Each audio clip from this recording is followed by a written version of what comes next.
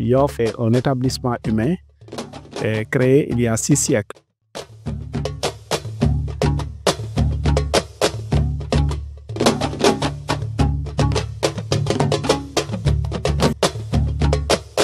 comme mu nekk kee bu am njariñ aussi beneen aussi tamit mun bindoo si dëkk boo xamante ne Yoff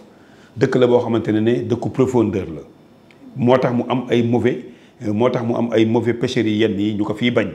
yu mel nii parce que tamit Yoff booy xool bëgguñu mélofilement li tax bëgguñu ko parce que dañu gis ne moom ay xeeram ni mu bindoo même jënam tey jii boo ko jëloon tey jii mu dee fi nga dem yóbbu ko ba Ndar boo ko tegee bu ñu xoolee jënu Yoff xool jënu beneen jën dinañ xam ne lii Yoff la dee parce que jën bu si nekk fa muy dund dafay jëlaale couleur dëkk boobu wala fi muy dund day jëlaale couleur xeer yi nga xam ne ñoo fa nekk mu nekk dëkk boo xam ne aussi boo defee 2 kilomètres rek am nga profondeur te kon dëkk la boo xam ne dafa nangoo am jën.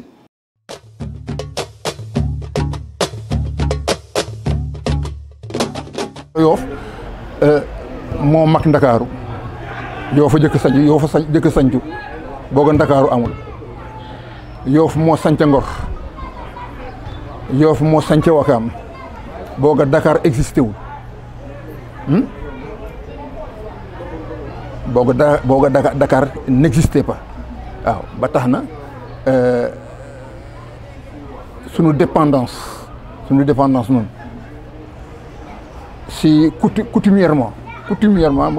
man nun du nu wéeru si Dakar loolu tax du nu wéeru si Dakar parce que Ndakaaru Yoff la maamam Ndakaaru waaw Yoff du ndayi Ndakaaru mais Yoff moo la maamam Ndakaaru waaw nde kii jur Ndakaaru Yoff jur ki ko jur ab lébu ak nappa tóngoor ak nappa loolu moom wax dëgg yàlla cosaan la fi fekk ngir en dehors du village de Yoff Yoff fait partie des villages les plus anciens si dëkk cosaan ya mag yi la bokk parce que Yoff ñu ngi ko sos en 1432 bi nga xamante ne bi yàlla dogal na peste jaar fi ñu éclaté dëkk bi def ko ay pays si la ñu sañce Tóngoor gi en 1611 te booba ba tey ba Yoff sañcoo ba tey si ak nappa la ñuy maam nekkoon moom la ñu daan liggéey moom la ñu daan suturloo moom la ñu daan sutural te itamit waaw loolu moom boo ndax ma ne métier cosaan la si noonu waaw dañu koy passé dañu koy donnante par génération. mooy turu quartier bi dañu dëkkoon si hauteur waaw y avait une plateforme bu nekkoon fii bu nekkoon hauteur fi la Tóngoor nekkoon waaw moo tax ñu daan wax ñaa sa kaw. Seydina Limaamu si yàlla ngi dogal si fii dëkk bii en ñëw nii mu la Tóngoor gii fi la gane àddina waaw ba nu jóge woon dina ma ne la fii la gane àddina fii waaw fi la bàyyam gane àddina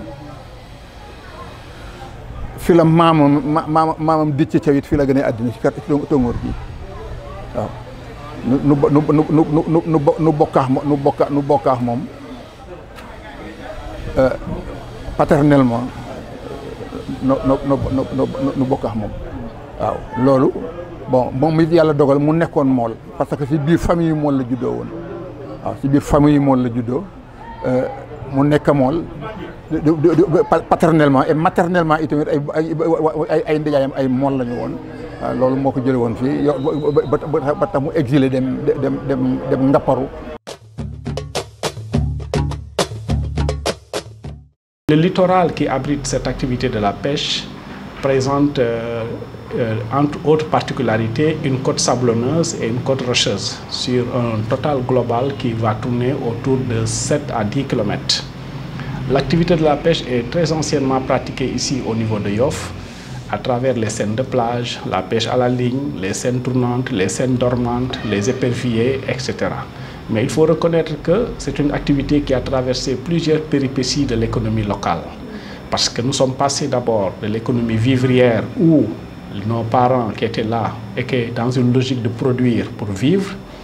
Ensuite, avec l'arrivée des Européens au XVIe siècle, On a assisté à une transformation progressive de l'activité de la pêche parce qu'avec l'industrialisation, on a introduit les moteurs hors bord. Et les moteurs hors bord, il faut le dire, et les autres accessoires et équipements de pêche comme les NAS qu'on a utilisés maintenant pour les filets ont révolutionné le secteur de la pêche.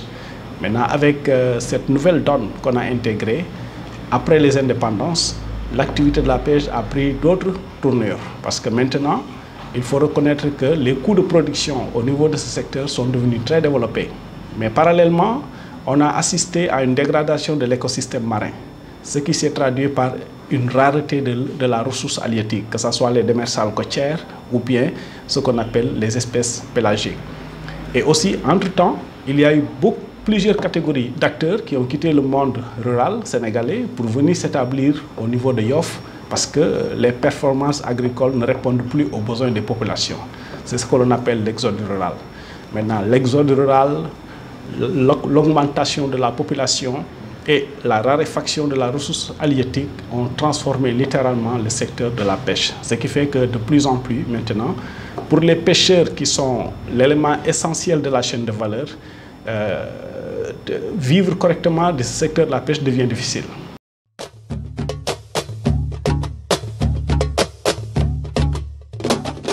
Ni sorewuma ay 4 heures de temps 5 heures de temps inshallah la ñu retourner ñu ngi napp ay badès coof wala yaa espèce poul yooyu noonu la ñuy napp pistolet la ñuy yor waaw dañuy plonger waaw pistolet la ñuy yor quoi loolu moo ñu différencier parce que yeneen ñi ay caaf la ñuy yor di napp mais ñun pistolet la ñuy yor quoi. fois par benn la ñuy ànd dem mais période bii nii moo géej gi bëriwul jën il faut ñu mën a ànd par 2 personnes wala pour mën a am loo xam ne dinañ ko mën a yóbbu suñuy kër. neex na neexul quoi neex na neexul ndax xam nga parce que instant heure bi dañuy jóg nii pour dem fanaane nii te bu ñu demee instant yi dañuy xoolal bët set. instant yi bu ñu demee dañuy xoolal bët set commencé te mbaal yi tamit mit na trop képp ku xam mbaal xamu cer bi war nga jox mool ak xam quoi billaay wallaay ay 5 mbaal du indi dara. des fois ñu mbaal benn mbaal am si jën ñëw xëy teer si buñ xëyee buñ teeree dañuy nelaw ba fajar ba ngoonaat heure bii ñu jugaat demaat di ko jàppandoo si ba 6 mois yi jeex. contrat la nekk quoi fekk jeexu rek mënoo teg contrat yi quoi guddi gi dañuy dem ba ay côté Kayar dañuy romb Kayar dem ba biir géej dem ba sa bato ya daraaga yëpp wax dëgg yàlla métti na trop moom.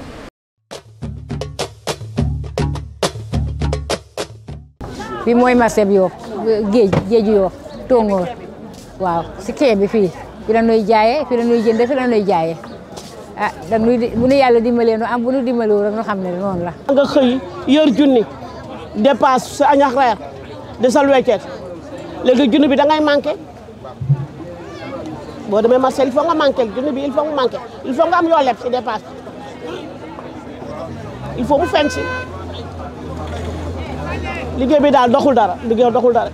yombalaloon matériel bi dem géej lu mel ni machine yi ak banta yi ñuy defaree gaal yi ñu wàññi taxi yi dana tane ci mool yi bu ko defee ñoom it li ñuy wuti ji ñoom bu ñu ñëwee ñu ñoo wàññil lu wàññi leen ñu mën a jaay yëpp bu ko nekk gis ci sa bopp. dañuy fay taxi dañuy fay juuti chaque jour dañuy fay juuti waaye 200 rek la. 200 la waaw ñii lal suba nag ay wutex ñii lal ngoon. non non non mu am naa droit lal suba gi mais ngoon gi fi ma toog nii bu ngoonee keneen a fay toog keneen ay teg ay bagage am. may jaay suba jaay ngoon waaye naqari gi mu naqari moo tax su ma jaay benn heure bi rek man it mën a yëwee ne sama morom mu mën a jaay moom it ndax mën a am lu mu yóbbu kër ga marché bi neexul de ba ñu wàññi loon daal taxi yi banta yi wàññi machine yi kon mool yi dañuy gis seen bopp boo ko defee ñoom it li ñuy wuti ñoom ñu mën ñoo wàññil waaye metti na lool de.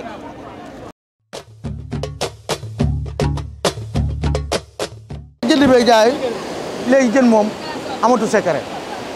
soxla nga produit bu ma xëyee woo la ah gaal yi nangam am na fi ñu ne ma lu muy jar ma ne lii lay jar su ma ko mënee liggéey jënd su ma ko mënta liggéey na la jën bi daa seer yow nag boo mënee yokk soo mënta yokk ma stand by suur boobu parce que damay bañ chance intérêt dugg ci lu ma xamul du ma ko def jën amatu secret comme li ma la wax dama am jawriñ joo xamante ni moo ma jiital moom mooy jënd may yóbbu ci àll bi di jaay Kaolack Touba sans départ rek fu mu laaj rek jën nag moom boo bëggee dégg-dégg alalu jëne la man ngaa jëndee tey 1000 francs bala nga ñu ne jën wi dafa yomb pourtant bala ngaa dem ba Kaolack mu taxaw la 5000 parce que frais de glace transport frais de route xam nga jën lépp frais la ak ñi nekk sa ginnaaw oto bi yëpp Kaolack laa ëpp lu may dem man su ma déparé fii Diouroup laay taxaw am na sama client yi ma fa wàcceel ñu fay ma dem taxaw Fatick 18h 19h ba 20h Fatick laa koy def 20h ma départ génn dem Gandiaye su jeexee ma dëpp bu jeexul ma dugg marché poisson Kaolack